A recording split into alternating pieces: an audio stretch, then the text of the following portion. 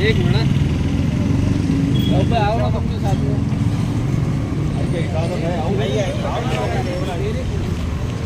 क्या हमारे हालत में काम है।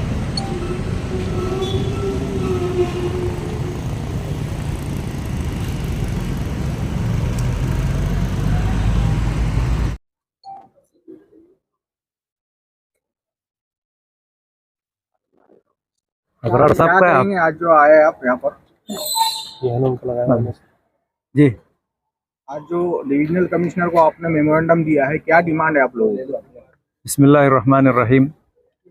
देखो, हम सब जानते हैं कि कोल्हापुर में जो फसाद बर्पा किया गया, जो मस्जिद पर हमला किया गया, मुसलमानों के इमलाक पर हमला किया गया और बहुत ही घिनौनी साजिश यहाँ पर रची गई, तो हम सब ये जानते हैं कि ये बहुत ऐसा जुर्म है कि इस्लाम यानी इंसानियत को शर्मसार करने वाला जुर्म। तो उसी के लिए हम यहाँ पर आए थे, ये निवेदन देने के लिए कि उन पर जो भी इसके कसूरवार है, जो भी खाती है, उन पर कड़ी से कड़ी कार्रवाई की जाए और उनको जल्द अज जल्द जो है उसकी सज़ा मिले और ऐसी सज़ा मिले कि कोई इसके बाद अगली बार ऐसी करने की हिम्मत ना करे। क्योंकि मस्जिद जो है वो मुसलमानों का एक आस्था, मुसलमानों की इससे जुड़ी हुई है।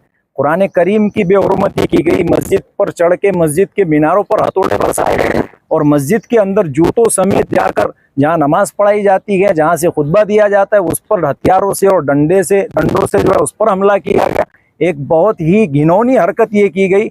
हम उसकी पुरजोर अंदाज में मजलिस इम्मा मुअज्जिनीन औरंगाबाद की जानिब से मजम्मत करते हैं। इसीलिए हमारा उलमा का ये वफ्द यहाँ पर आया था डिविजनल कमिश्नर ऑफिस में और हमने निवेदन दिया कमिश्नर साहब को कि कड़ी से कड़ी कार्रवाई की जाए। उसमें हमने ये मांग की कि पहले तो खातियों के खिलाफ कार्रवाई हो और दूसरी हमने मांग ये की कि मुसलमानों का जो वहाँ पर नुकसान हुआ है, जो होटलें उनकी जो है तोड़ फोड़ की गई और जो उनकी माल को जो है नष्ट करने की कोशिश की गई, बहुत भारी मात्रा में जो है मुसलमानों का माली नुकसान भी हुआ है। तो हुकूमत जो है उस नुकसान की भरपाई खुद करे या फिर जो बलवाई है, जो जिन्होंने वहाँ पर आतंक मचाया, उनके ज़रिए से उन मुसलमानों की इमलाक की भरपाई करके दे। ये हुकूमत का काम है। सबसे पहले हुकूमत का काम यही है कि जो अक़लियत इस मुल्क में रहती है उसके तहफ़्फ़ुज़ की जिम्मेदारी हुकूमत पे आती कि उनकी हिफाजत कैसे की जाए। ये कोई जंगल राज यहाँ नहीं चल रहा है, जो भी आएगा अपने एतबार से काम शुरू कर देगा। इसीलिए हुकूमत से ये हम पुरजोर अंदाज में हुकूमत से ये मांग करते हैं कि जल्द अज जल्द जो है वो खातियों को सज़ा दी जाए। क्योंकि ये जो वाक़या हुआ, इसने पूरी दुनिया में हिंदुस्तान पर एक कलंक लगा दिया है। और महाराष्ट्र में होना, ये महाराष्ट्र जो एक ऐसा हमारा प्रदेश था कि यहाँ पर ये चीज़ें नहीं थी, लेकिन अब जो है महाराष्ट्र में भी ये घिनौनी हरकत जो है अभी जो हुई है कोल्हापुर के अंदर, इस पर रोक लगाई जाए और अक़लियत को तहफ़्फ़ुज़ फराहम किया जाए। ये हमारी मांग है हुकूमत से।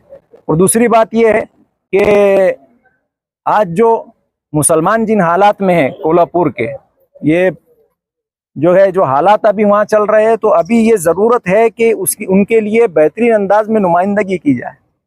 लेकिन देखने में ये आ रहा है कि जो पार्टियाँ अपने आप को मुसलमानों का मसीहा कहती है, जो पार्टियाँ सेकुलर होने का दावा करती है, उन पार्टियों के हाई कमान की तरफ से, आला कमान की तरफ से, किसी की तरफ से कोई बयान नहीं आया। कोई उन्होंने आकर मुसलमानों के ज़ख्म पर मरहम रखने की कोशिश नहीं की। तो ये क्या बात होगी कि इलेक्शन के वक्त में आपको मुसलमान याद आते हैं, इलेक्शन के वक्त में जब वोट चाहिए होता है आप मुसलमान के मसीहा बनते हो आके, और जब मुसलमान तकलीफ में आता है, जब मुसलमान परेशानी में आता है तो आप आंख बंद कर लेते हो। तो ये वन साइडेड मोहब्बत चल रही है, वन साइड लॉ चल रहा है कि इलेक्शन में मुसलमान हमें वोट देंगे। ये समझ बैठे हैं कि मुसलमान हमारी वोट बैंक है। ऐसा बिल्कुल भी नहीं है। मुसलमान अब जाग चुका है। एक तरफा मोहब्बत अब नहीं चलने वाली। जैसे तुम हमारे साथ में खड़े रहोगे तो हम तुम्हारे साथ में खड़े रहेंगे। ये नहीं होगा कि हम सिर्फ तुम्हारे साथ खड़े रहे और तुम जब हम पर हालात आए मुसलमानों की, चाहे वो मुसलमानों की किसी भी मुद्दे की बात हो, चाहे रिजर्वेशन की बात हो, आप आंखें बंद कर लेते हो। तो ये कौन सी आपकी सियासत है और ये कौन सा अपने आप को आप जो है सेकुलर बताते हो, सेकुलर पार्टी।